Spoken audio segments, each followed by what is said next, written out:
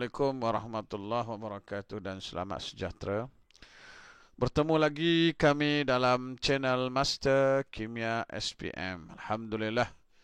Pada kali ini kita akan menyambung kembali tajuk bahan buatan dalam industri, tajuk yang terakhir dalam Kimia tingkatan 4 KSSM. Jadi kita telah membincangkan dua subtopik sebelum ini, iaitu kaca, alloy dan juga yang keduanya kaca. Okey. Jadi untuk kali ini kita akan menyambung dua lagi subtopik dalam tajuk ini, insya-Allah.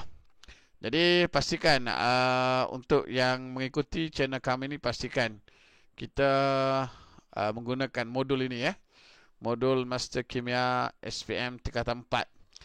Okey, jadi segala persembahan dalam YouTube ini, dalam channel ini, kita menggunakan modul ini, modul Master Kimia tingkatan 4 yang boleh didapati terus daripada kami, boleh pergi ke channel Telegram Master Kimia SPM. Okey, untuk kali ini yang pertamanya kita akan bincangkan tajuk yang ketiga, subtajuk yang ketiga dalam tajuk last ini, iaitu seramik. Okey, seramik. Okey, untuk seramik ini, yang pertamanya kita akan bicarakan berkenaan dengan komponen. Komponen utama seramik. Okey, seramik ni dibina daripada apa, ya? Okey, jadi seramik ini komponen utamanya adalah alumino silikat terhidrat.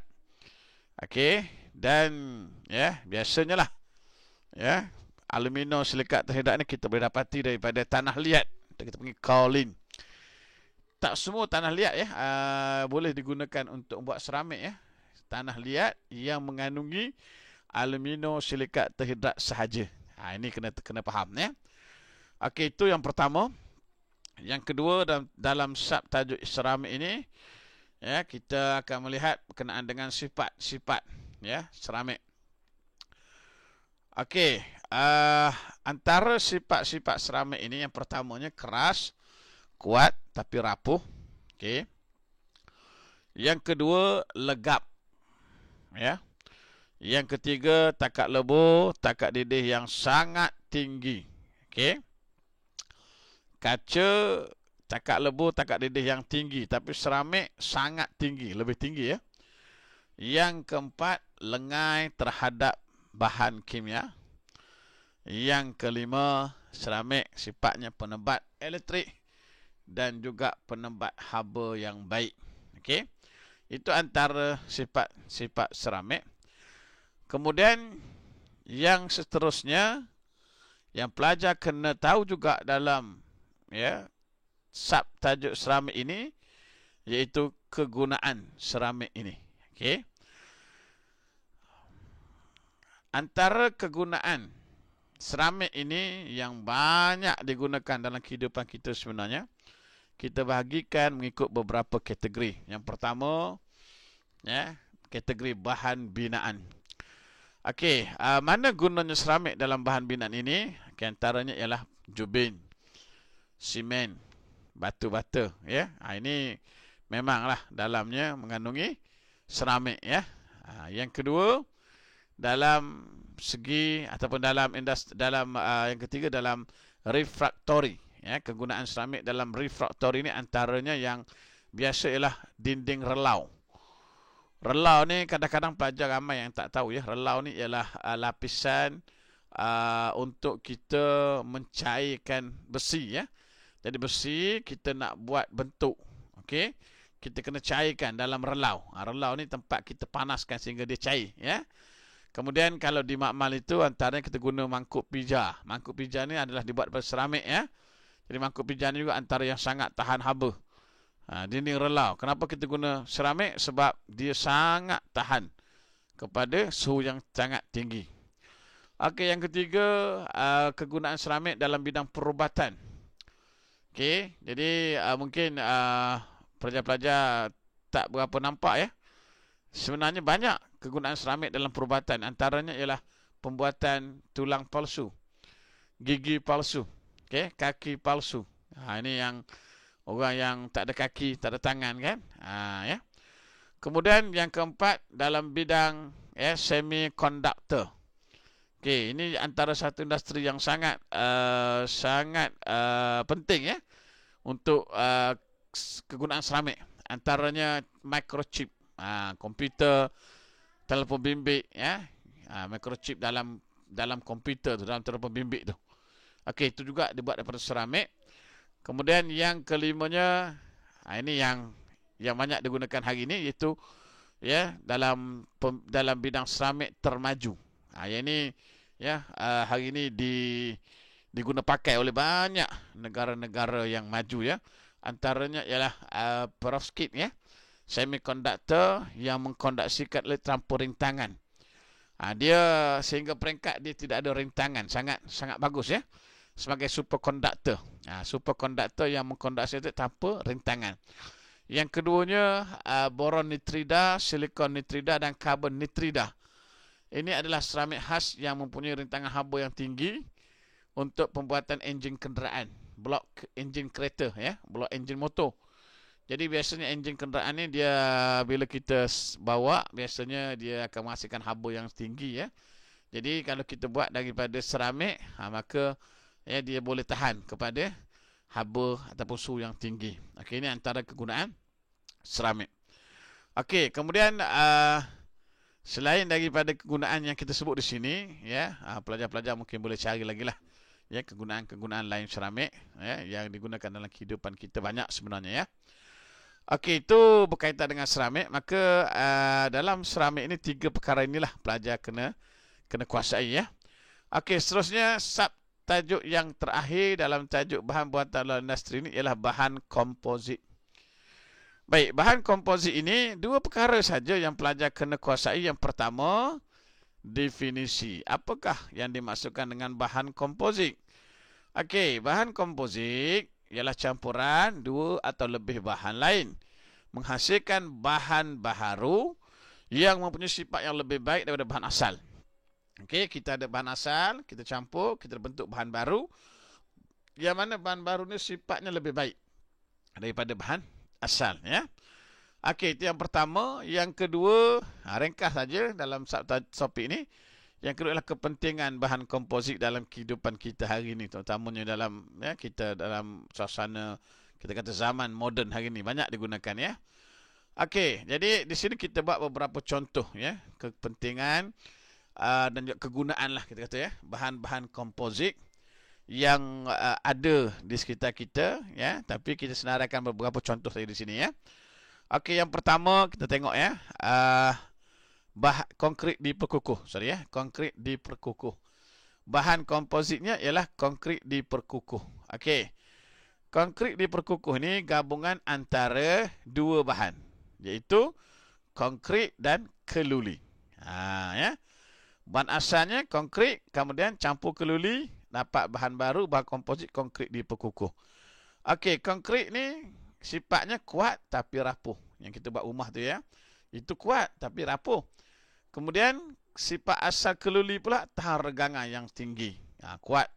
Dia tahan regangan yang sangat tinggi kan keluli Jadi bila kedua-dua bahan ini dengan sifat asal itu bergabung, maka kita dapat bahan kompositnya konkrit diperkukuh, sifatnya sangat kuat dan sangat tahan kepada regangan. Okey. Mana guna dia? Di mana kita guna konkrit diperkukuh ni? Kita banyak guna dalam pembinaan, membuat bangunan dan jambatan. Kita bina jambatan, kita bina tiang-tiang untuk projek MRT, LRT kan. Dalam tiang itu kita konkrit, tiang tu konkrit tapi dalam tu kita ada letak besi. Bukan besi, keluli keluli. Maka dia lebih tahan. Okey. Kemudian bahan komposit yang kedua, contoh yang kedua ialah gentian kaca. Okey. Gentian kaca, fiberglass. Okey, gentian kaca ini gabungan antara plastik dan kaca gentian. Kaca gentian, kemudian kita tambah dengan plastik, dan plastik ini sifatnya fleksibel dan tahan lasak. Kaca gentian pula tahan regangan yang tinggi. Bila kita gabung kedua-duanya, maka dia menghasilkan gentian kaca dengan sifat yang kekuatan regangan yang tinggi, ketumpatan yang rendah dan mudah dibentuk. Okey, ini sifat gentian kaca. Mana guna gentian kaca? Banyak digunakan dalam kehidupan kita, antaranya membuat boot. Ya, boot fiber. Orang kata boot fiber kan. Itu gentian kaca lah. Tangki air, ya, bukan tangki air plastik tu ya. Ini tangki air yang dulu ya. Helmet dan raket. Raket itu kan ringan. Ya, terutamanya raket tenis tu. Raket tenis ya. Okey, contoh yang ketiga ialah gentian optik. Yang ini lagi masyhur hari ini dalam bidang telekomunikasi ni. Ya, fiber optik. Gabungan antara plastik dan gentian kaca. Okey. Gentian kaca, okey. Gentian kaca dibina daripada plastik dan kaca gentian. Plastik tambah kaca gentian dapat gentian kaca.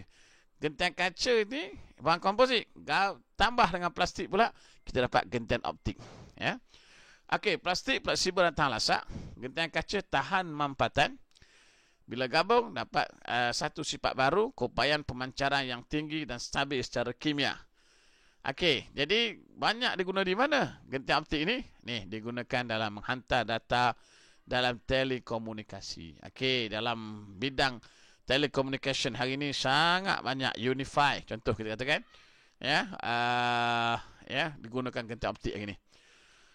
Okey, kemudian contoh yang seterusnya, ya, bahan komposit ialah kaca fotokromik.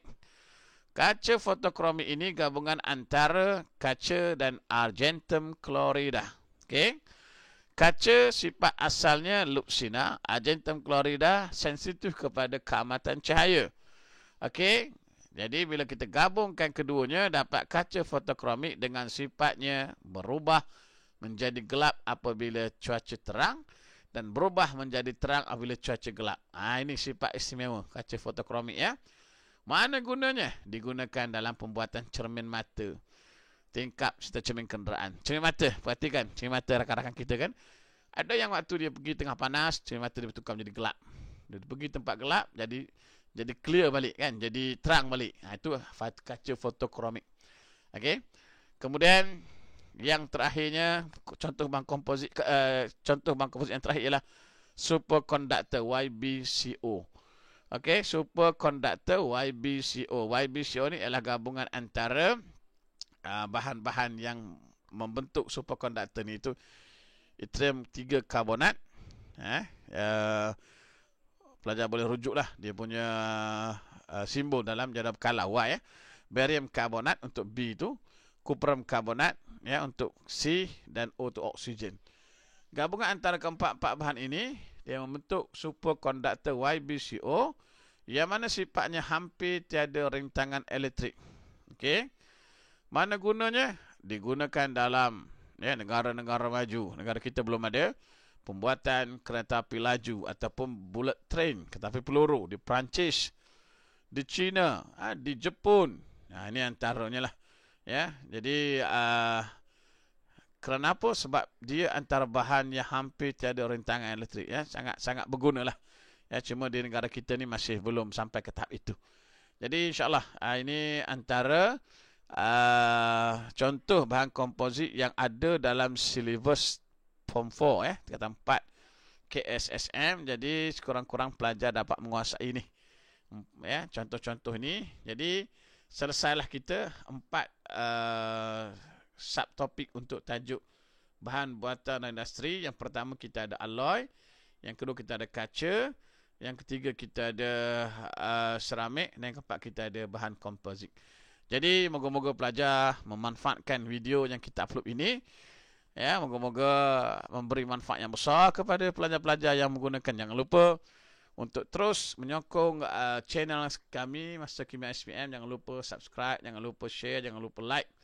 Moga-moga ya sama-sama kita mendapat keberkatan daripada Allah Subhanahu Wa Taala. Sekian, assalamualaikum warahmatullahi wabarakatuh.